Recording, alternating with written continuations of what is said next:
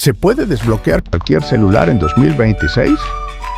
La respuesta corta es sí, pero no como te lo están contando, porque las herramientas FRP que ves en Internet, muchas ya no funcionan y otras cuestan dinero real. El FRP es una seguridad de Android que bloquea el teléfono. Antes bastaba con un truco sencillo, pero hoy, con Android 14, 15 y 16, Google ha cerrado casi todos los métodos fáciles. Aquí es donde entra el mundo real del Unlock GSM. Estas son las herramientas que realmente usan los técnicos hoy. UnlockTool, Pandora Pro, Chimera Tool. ¿Cómo hacen realmente el desbloqueo? ¿Se abre el teléfono para activar el modo de servicio o se usa el modo EDL para acceder al sistema?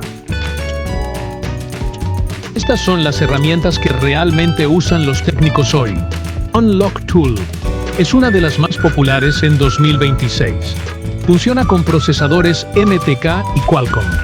Permite quitar FRP y flashear equipos, pero necesitas licencia activa. Pandora Pro, muy fuerte en equipos MediaTek. Muchos técnicos la usan porque tiene exploits nuevos y soporta marcas poco comunes.